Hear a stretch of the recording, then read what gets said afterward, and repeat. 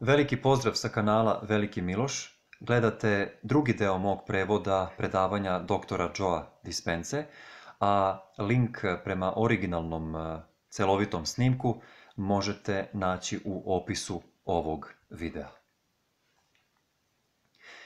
Većina ljudi u zapadnom svetu provodi većinu svoga vremena pripremajući se za najgori mogući scenario i štiteći se od njega.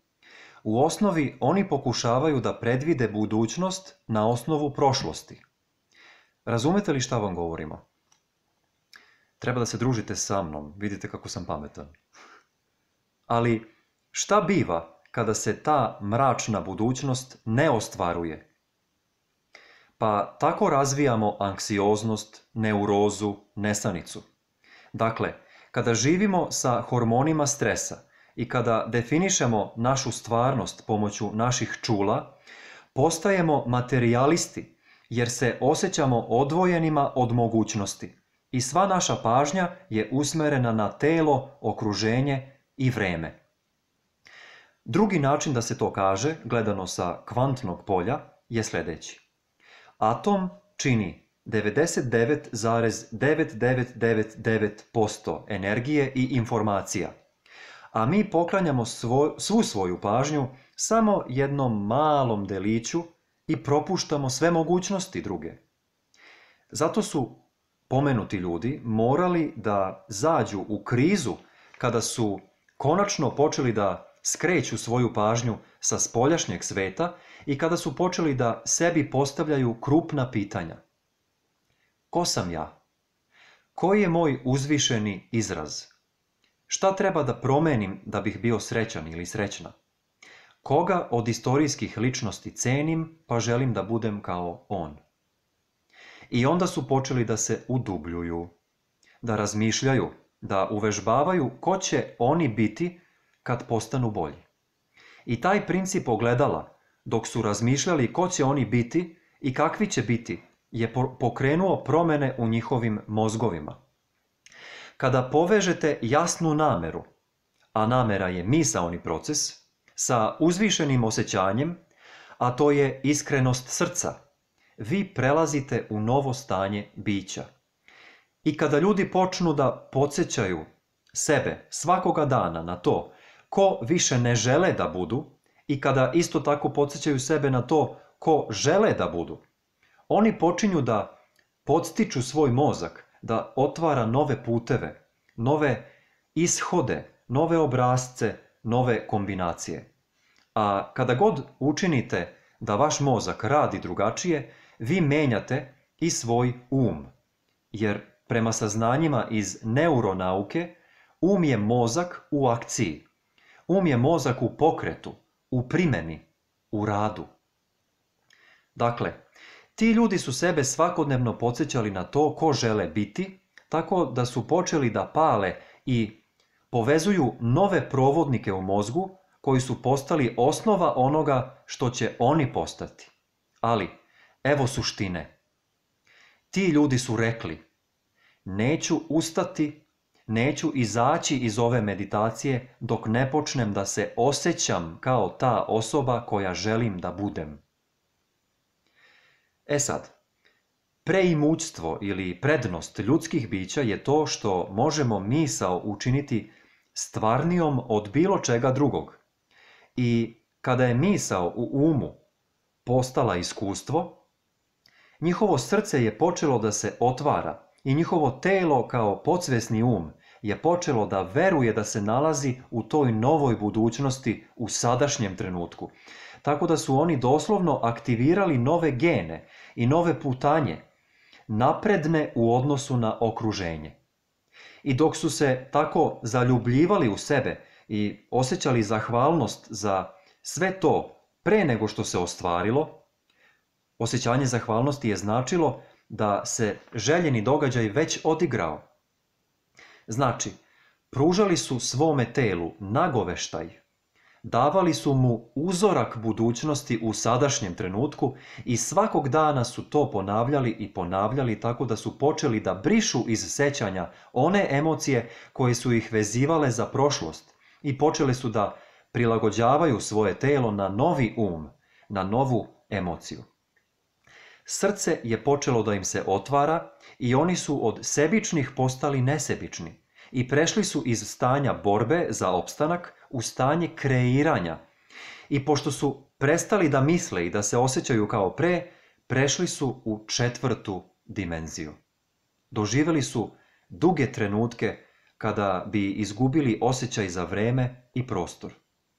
Ono što su radili u svom unutarnjem svetu postalo je za njih toliko stvarno da su oni, nakon što bi otvorili oči, pomišljali da su meditirali 20 minuta, iako su zapravo meditirali čitav sat i 20 minuta.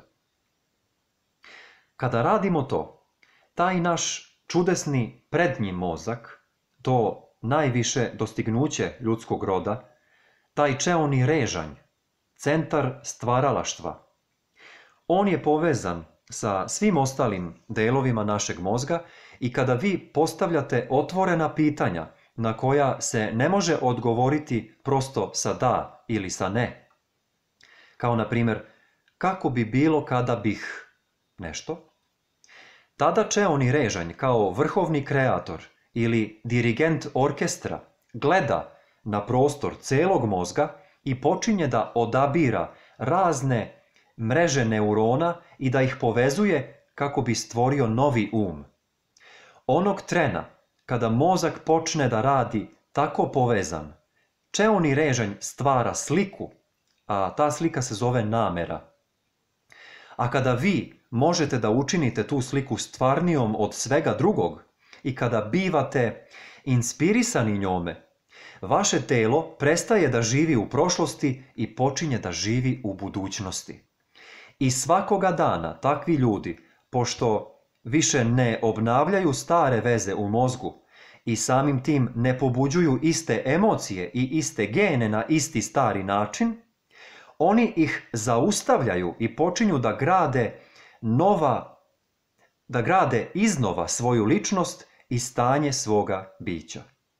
A nova ličnost stvara novu stvarnost za pojedinca.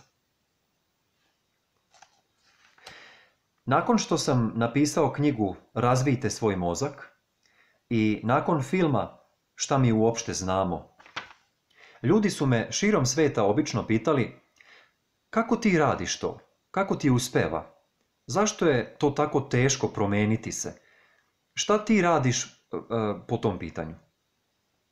I zato smo počeli da držimo radionice svuda po svetu i to početni nivo za upoznavanje sa ovim učenjem. Služili smo se naukom, tehnologijom za praćenje moždanih talasa, pratili smo srčani rad da bi ljudi uvideli koliko moćni oni zapravo jesu. Dakle, držali smo radionice tog tipa i tokom prvih godinu dana i 3-4 meseca pogađajte šta se događalo.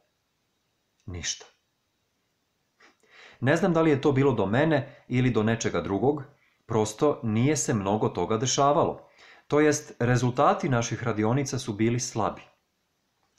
I onda, nakon tih 1,5 dana otprilike, počeli smo da dobijamo mailove od ljudi koji su posjećivali radionice i prva rečenica u svakom mailu bila je: nećete verovati šta mi se dogodilo. 20 godina sam mrzeo oca, na primjer, i samo sam odlučio da više ne želim da mrzim. Ili, moja gorušica je nestala. Da li je moguće? Da li sam to ja pobudio svoje gene na nov način i preusmerio njihov rad?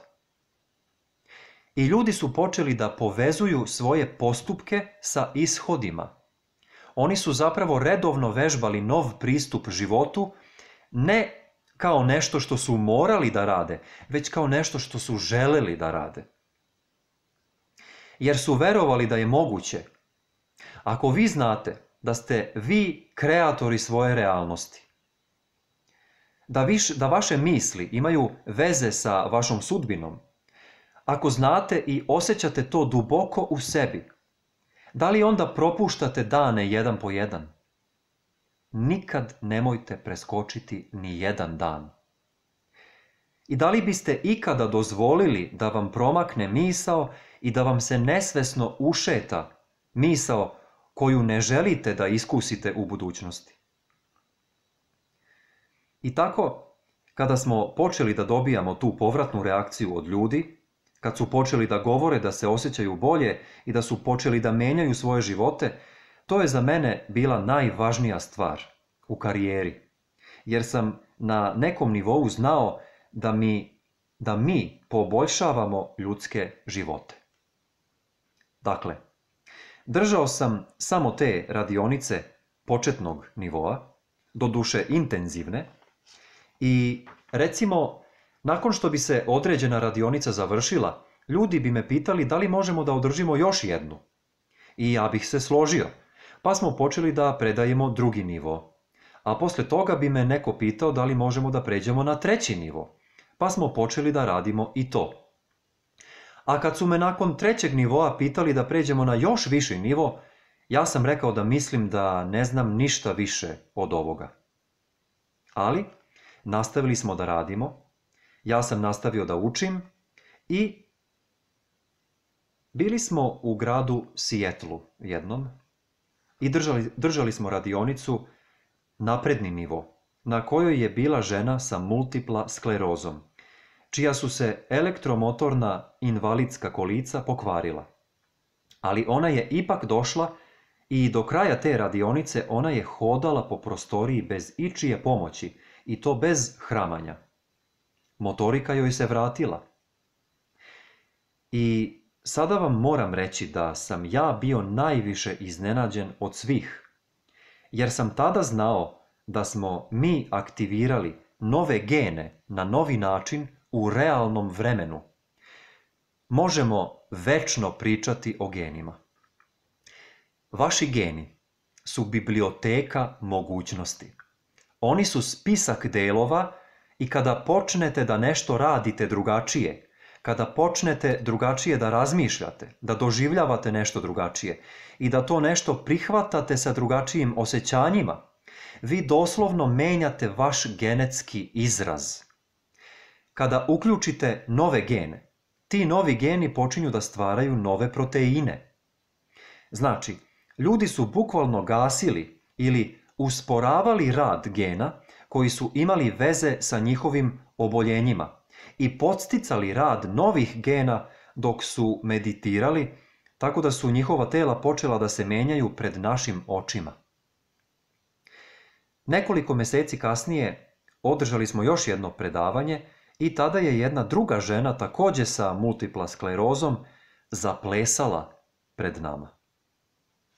E sad ovako, naučnik u meni nije mogao da zanemari ovo, tako da sam postao strastveno posvećen ideji zvanoj informacijom do transformacije.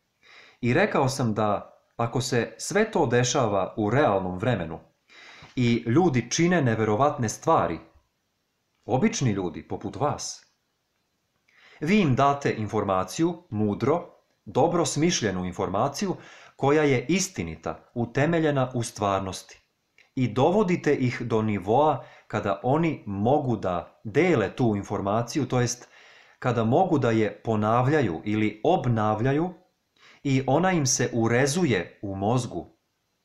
Slažete li se? Ako možete nešto da ponavljate, to je urezano. Tu je, zar ne?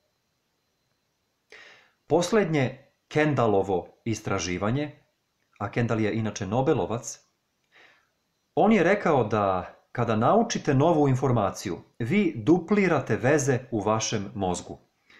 U pojedinim oblastima mozga se broj veza uveća od 1300 do 2600.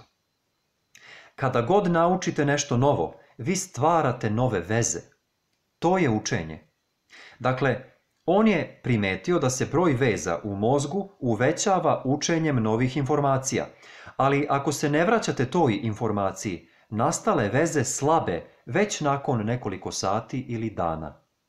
Zato je važno za one koji uče da budu u stanju i u mogućnosti da nauče nešto, a onda da to ponavljaju.